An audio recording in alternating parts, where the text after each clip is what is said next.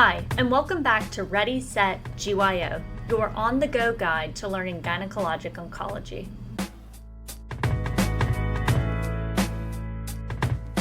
I'm Sydney. And I'm Maya. This is a podcast for fellows by fellows.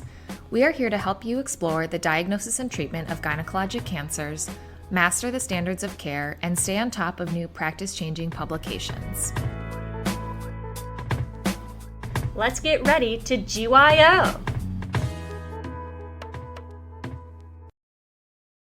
Welcome back to Ready, Set, GYO. Today we are discussing a rare type of gynecologic cancer, vaginal cancer. Maya, what are our learning objectives for today?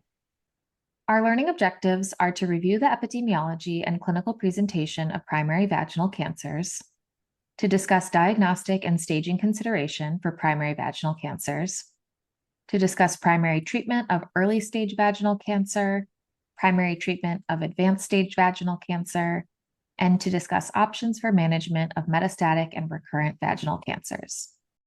Great, let's get started. Primary vaginal cancer is rare, accounting for less than 1% of all gynecologic malignancies worldwide.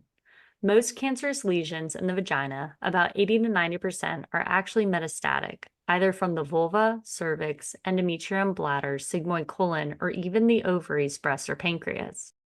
Vaginal cancers are diagnosed when there is no other primary and the lesion does not touch the cervix or the vulva.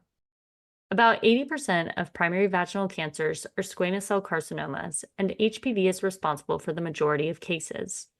Its precursor lesions are vaginal L-sil/H-sil, with the risk of progression to SCC with H-sil of about 5%. Notably, the vaginal epithelium is more stable than the cervical epithelium, which undergoes constant metaplasia, and thus the vagina is less susceptible to oncogenic viruses.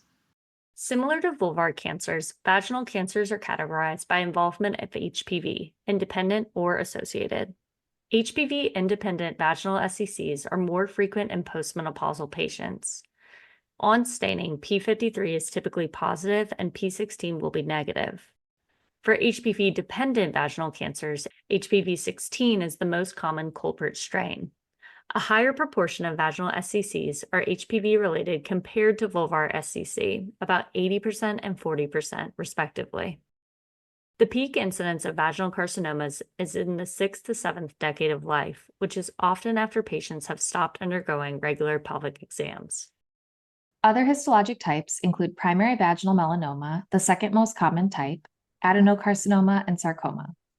Head back to our vulvovaginal and vaginal melanoma episode to review melanomas. Subtypes of adenocarcinomas include clear cell, endometrioid, and rarely serous, mucinous, or mesonephric histologies.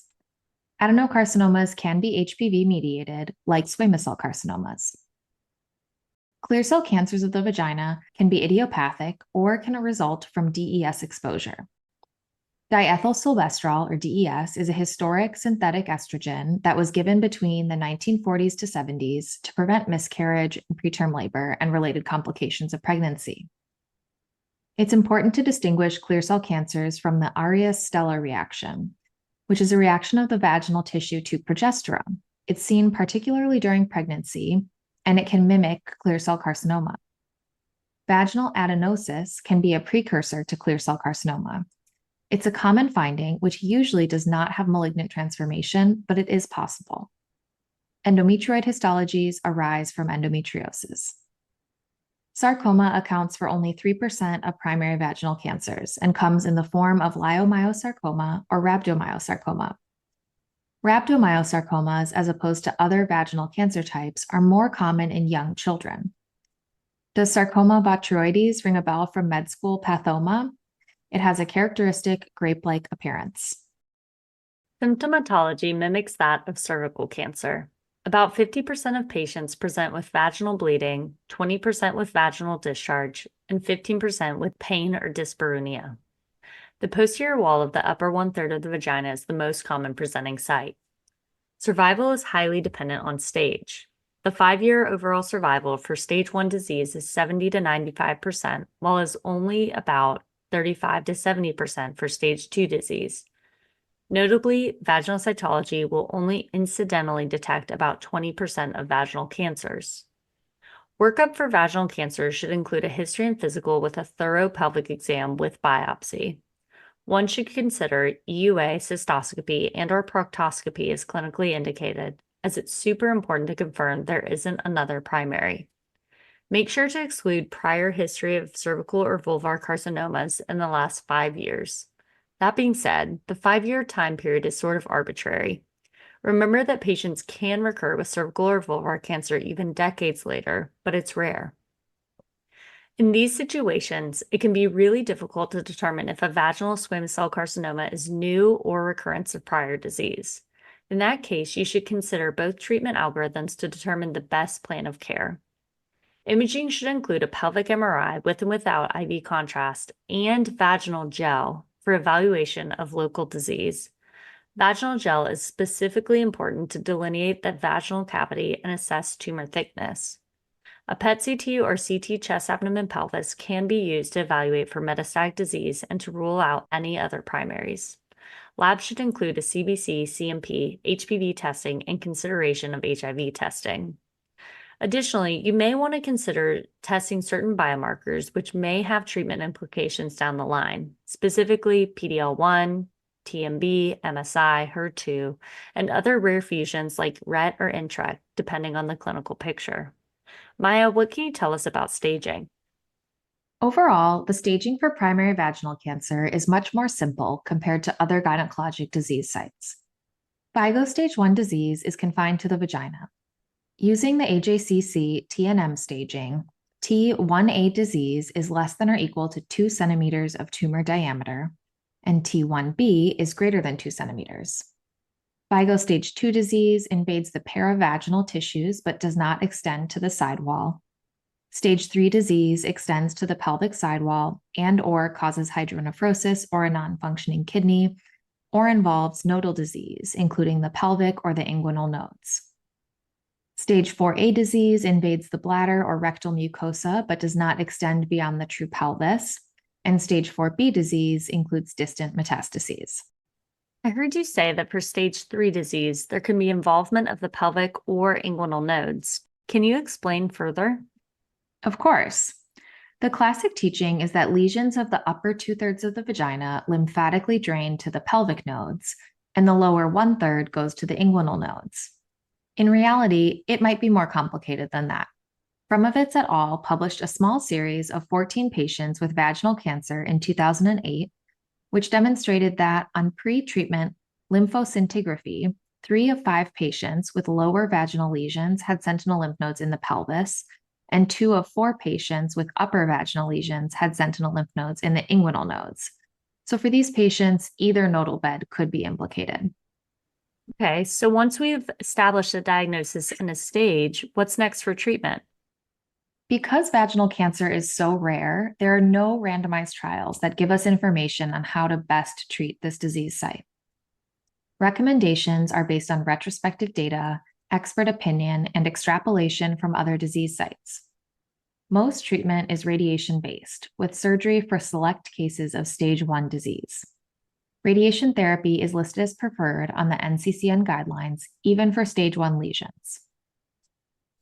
Overall treatment time should not take more than 8 weeks, and treatment delays or interruptions should be avoided at all costs.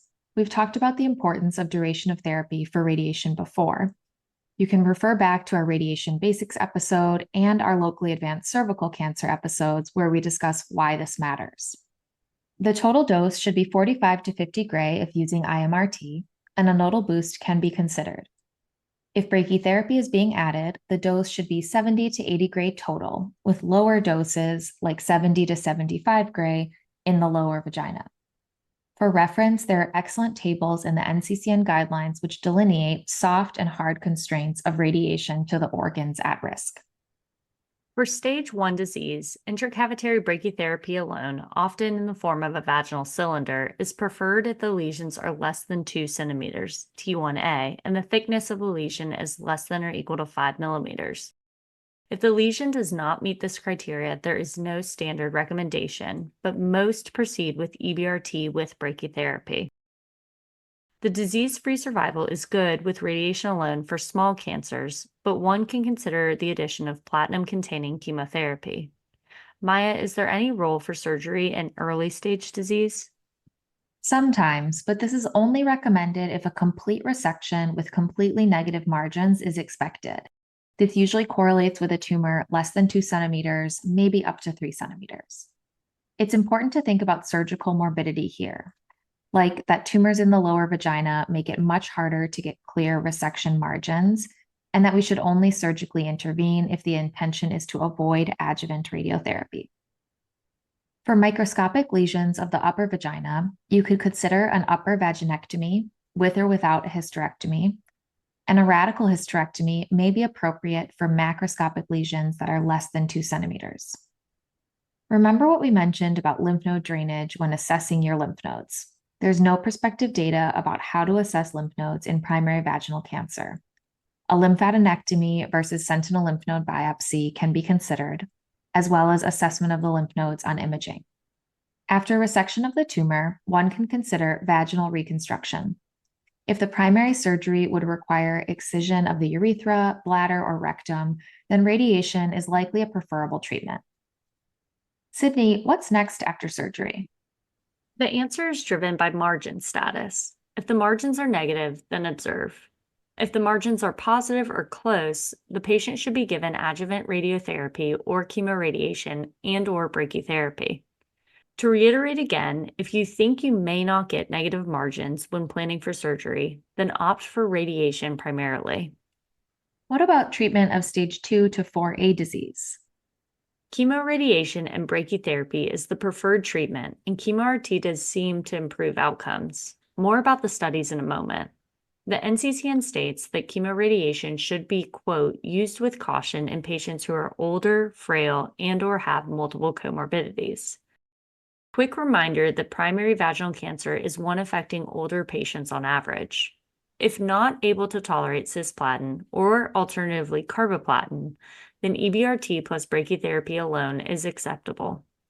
For premenopausal patients, consider ovarian transposition, as the ovaries will likely be in the planned radiation field, or consider ovarian preservation if planning a hysterectomy. Maya, how did we arrive at the NCCN recommendations that I just talked about? Frank et al. Published a retrospective review in 2005 of 193 patients with primary squamous cell carcinoma of the vagina treated at MD Anderson between 1970 and 2000, comparing outcomes between EBRT with brachytherapy and EBRT alone. It's important to note the range of time of this study, as radiation as a treatment modality changed enormously in the 3 decades listed. In this study, 62% of patients received the combination of EBRT and brachytherapy, and 32% had EBRT alone. The 5-year disease-specific survival was 85% for stage 1 disease and 58% for stage 3 to 4A disease. Stage and tumor size greater than 4 centimeters were the only factors significantly associated with survival on multivariate analysis. Type of radiation, like brachy or EBRT alone or in combination, was not significant for disease control rate, but again, recognized the heterogeneity in which the radiation was given over the span of time. This was followed up in 2016 by Orton et al. And Gynonc. They published a retrospective study using the SEER database comparing patients who received EBRT alone versus brachytherapy alone or in combination with EBRT. 2,517 patients were included, 75% of which had squamous cell histology. The overall survival improved from 3.6 years with EBRT alone to 6.1 years with brachytherapy alone or in combination.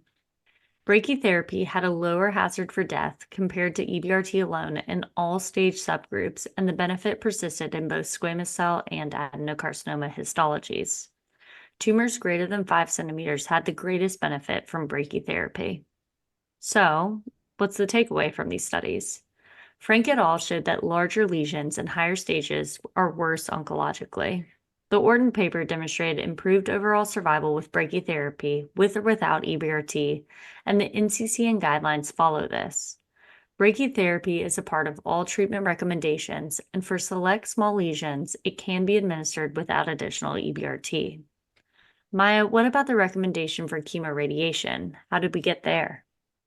In 2013, Miyamoto et al. Published a retrospective study evaluating patients with stage 1 to 4A disease with primary vaginal cancer treated with definitive radiation versus chemoradiation from 1972 to 2009. Again, this is a really broad time range owing to the rarity of the disease.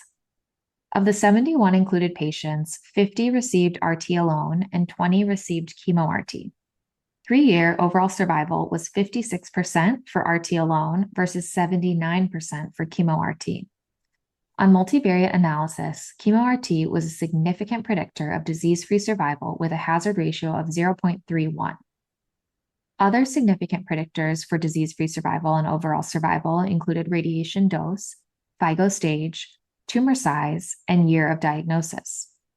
1 year later, in 2014, Rajagopalan published a retrospective review of NCDB data in Gyn-Onc, assessing patients with vaginal cancer who received any type of radiation during their treatment.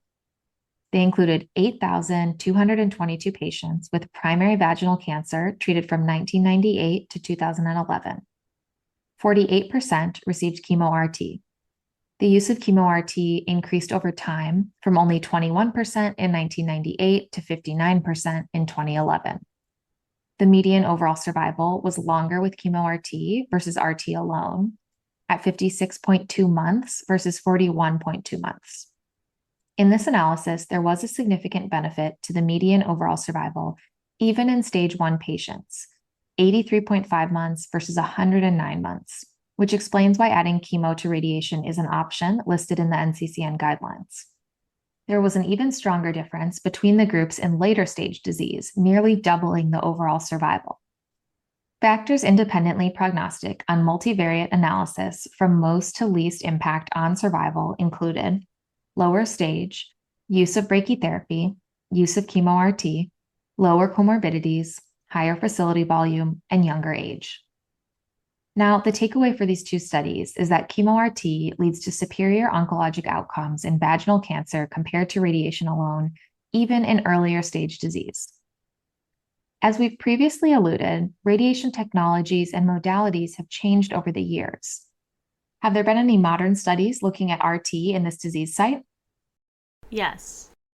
The Retro and Brave cohort study was published in 2021 in Cancers and provided support for the use of image-guided adaptive brachytherapy in vaginal cancer.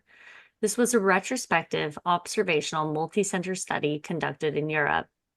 Patient treatment spanned from 2001 to 2016, but most were included after 2009.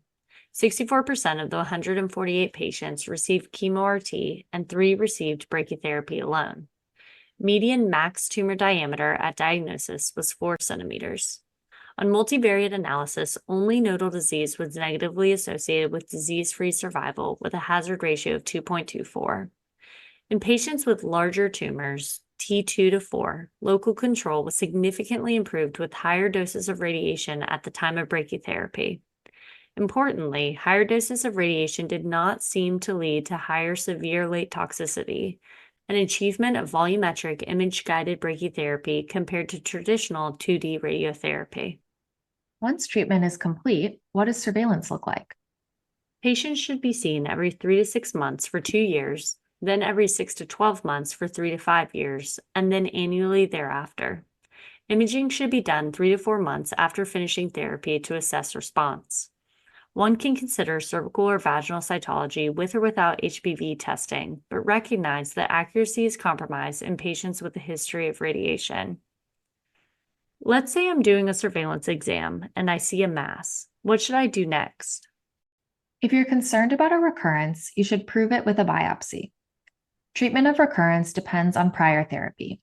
If it's a local regional recurrence in a patient without prior radiation or outside a previously radiated field, then chemoradiation with or without brachytherapy or EBRT with or without brachytherapy should be given.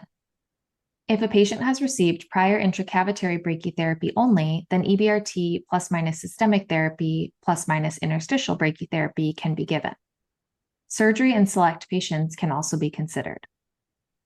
If your patient has received prior chemorads or EBRT plus minus brachytherapy, options are based on the location of recurrence. If it's a central recurrence, you can consider pelvic exenteration. There's a category 3 recommendation to add intraoperative radiotherapy. If the recurrence is non-central, systemic therapy or resection plus minus IORT is recommended with a category 3 recommendation, or reirradiation or best supportive care. Overall, the takeaway for local regional recurrence is radiate if you can, but avoid reirradiation of the field if possible.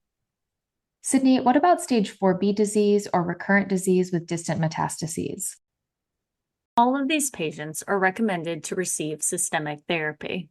Molecular and biomarker testing can be helpful here, as discussed previously. PD-L1, IHC, TMB and MSI status, P53 IHC, RET fusion, NTRK fusion, and HER2 IHC or FISH. First-line recommended therapy mirrors that of cervical cancer. Cisplatin with paclitaxel with or without bevacizumab, with the addition of pembrolizumab for PD-L1 positive tumors. Carboplatin can be substituted for cisplatin if necessary. There are other combinations of other cytotoxic therapies that are recommended but not preferred.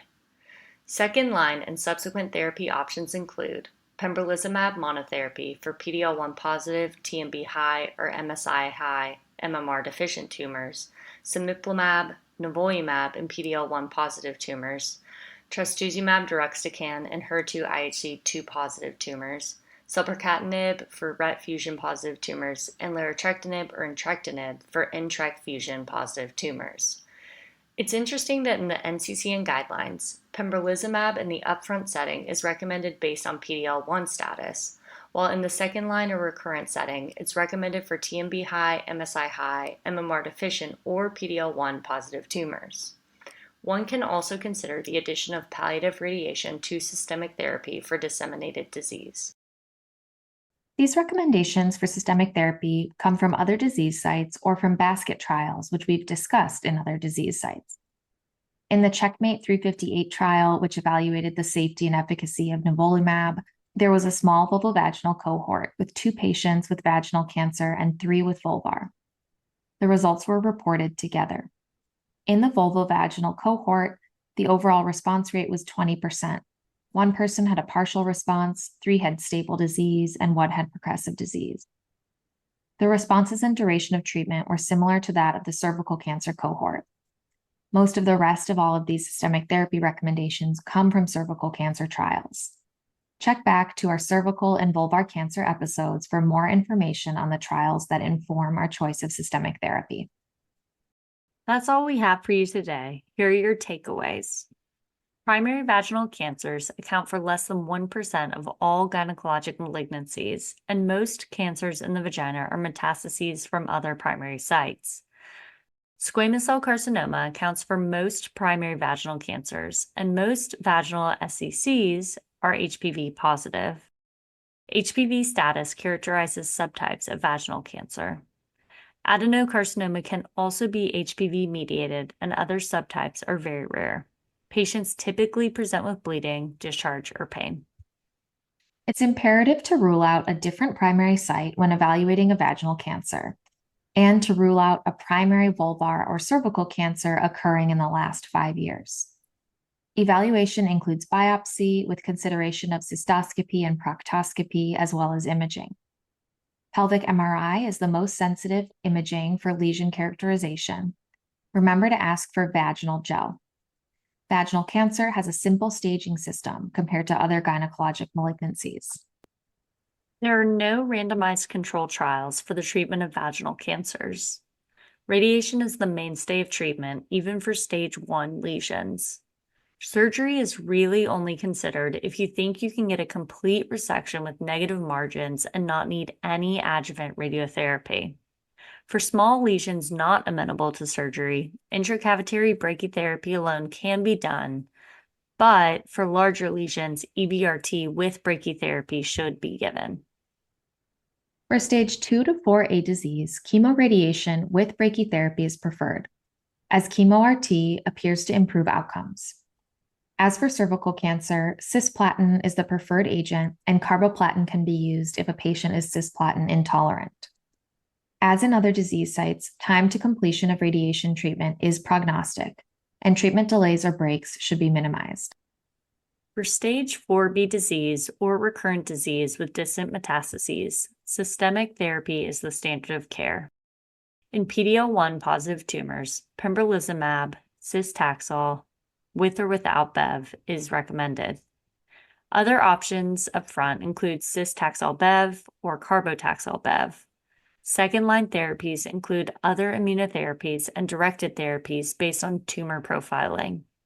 For recurrent disease that is localized, surgery and chemo-RT or RT alone can be considered.